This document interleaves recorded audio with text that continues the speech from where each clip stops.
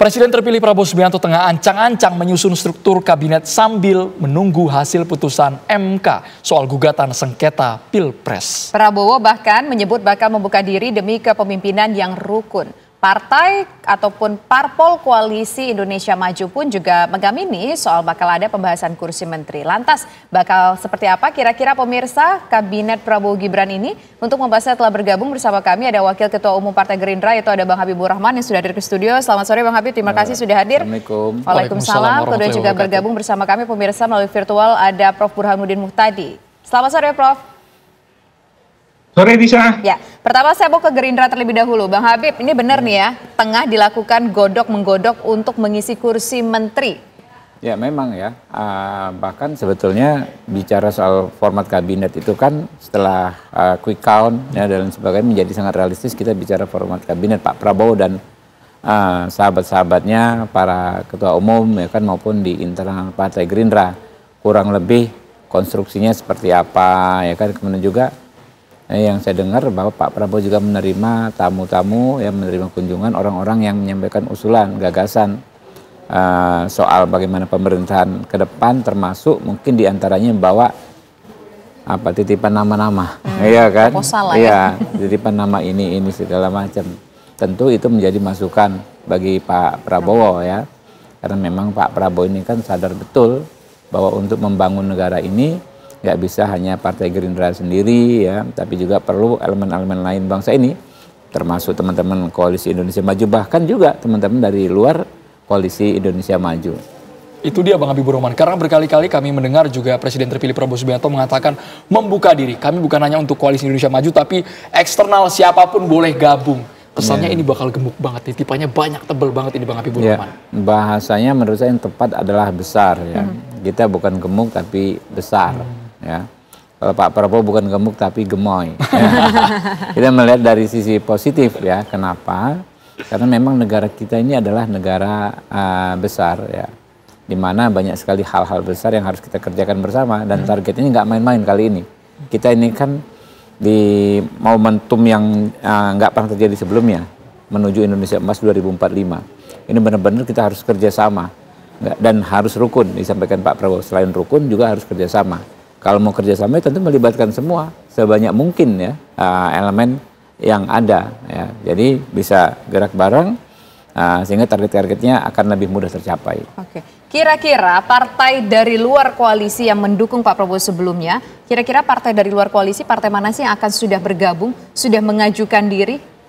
Ya teman-teman sebetulnya bisa melihat ya ada gestur politik ya, tentu terikat untuk tidak membuka terlalu prematur ya partai-partai mana saja, tapi kan ada sejumlah interaksi politik Pak Prabowo itu yang terlihat sekali positif mananya ya kan, dengan beberapa petinggi partai politik yang di luar Koalisi Indonesia Maju. Baik, kita langsung ke Prof. Burhanuddin. Ini masih menunggu gugatan Mahkamah Konstitusi Prof. Burhan. Ini bukannya bermaksud terlalu dini, tapi kalau untuk menerka kabinet Prabowo Gibran, apakah akan didominasi Koalisi Indonesia Maju semata atau banyak juga yang akan dilibatkan di luar koalisi ini, Prof. Burhan? Iya, kalau kita melihat komposisi Koalisi Indonesia Maju itu sebenarnya masih belum aman karena masih berada di bawah 50% plus 1. Artinya secara politik sangat tidak meyakinkan jika pemerintahan Prabowo Gibran jika sudah ditetapkan oleh MK tidak ada masalah terkait dengan hasil pemilu, kalau Pak Prabowo hanya mengandalkan 4 partai parlemen saja, karena bagaimanapun di bawah 50% terlalu riski, dan itu sudah dialami secara langsung oleh Jokowi JK tahun 2014. Jadi terjadi instabilitas politik yang luar biasa karena koalisi pendukung Pak Jokowi saat itu terlalu ramping, sehingga parlemen terlalu kuat dan pemerintahan menjadi tidak stabil.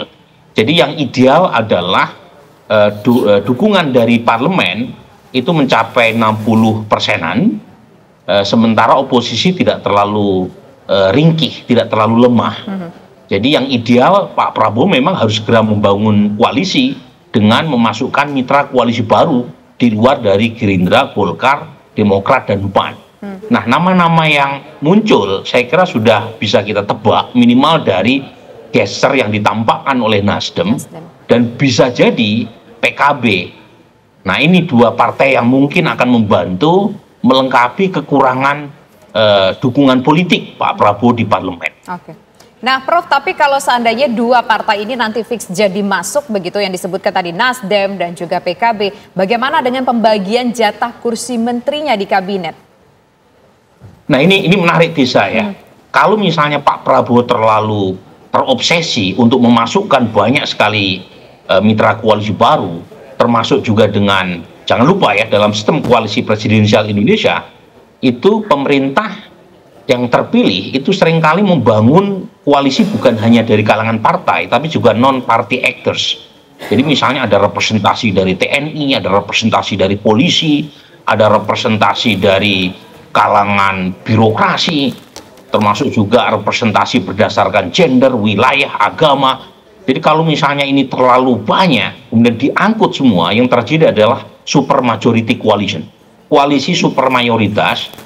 Dan ibarat koalisi obesitas, itu kalau orang obesitas kan kurang lincah bergerak ya, karena terlalu banyak kolesterol jahat.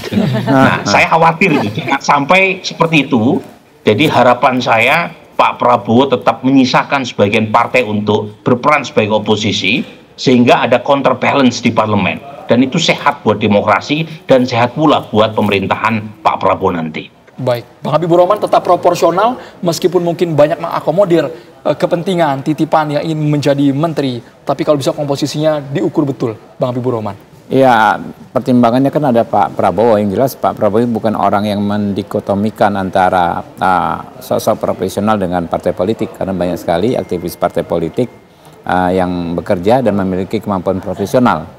Nah, itu satu. Yang kedua, sudut pandang apakah check and balance berjalan atau tidak kalau terlalu banyak partai bergabung di koalisi pemerintahan, saya pikir sama-sama perlu kita kritisi.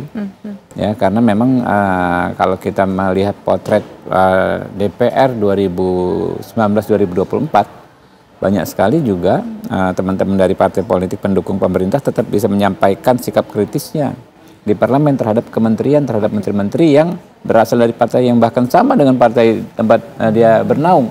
Kita tahu misalnya saudara Masinton, saudara Arteria, itu di Komisi 3 bisa sangat kritis terhadap kebijakan Menteri Yasona Laoly.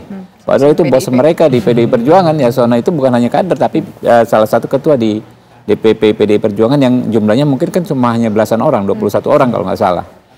Tapi nggak sungkan itu teman-teman, ya. Begitu juga di Komisi 4 dan lain sebagainya. Kita memang sedang dalam proses ya, berproses semua. Apakah format yang ideal itu bagaimana? Apakah plak ketiplak dengan misalnya di negara lain yang harus ada di luar pemerintahan kuat, dalam pemerintahan kuat?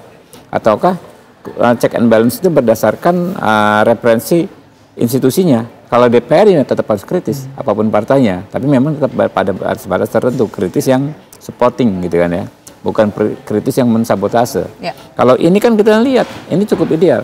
PKS misalnya, partai politik memang di luar pemerintahan, tetapi sikap mereka itu bukan kritis yang mensabotase. PKS dalam setiap pengambilan keputusan-keputusan penting menyampaikan sikapnya, menyampaikan posisinya, tetapi tidak mensabotase, tidak menghambat pengambilan keputusan.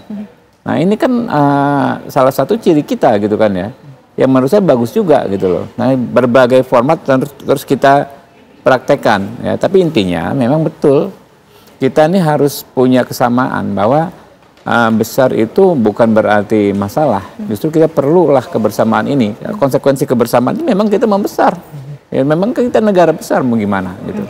Bang Habib, ini kan informasi yang beredar akhir-akhir ini tengah terjalin upaya komunikasi antara PDIP Gerindra, Pak Prabowo dengan Ibu Mega. Iya. Apakah ini kaitannya nanti dengan koalisi? Akankah PDIP akan bergabung mendukung pemerintahan Pak Prabowo Subianto? Tapi nanti dijawab usaha jeda berikut. Pemirsa, kami kembali sesaat lagi.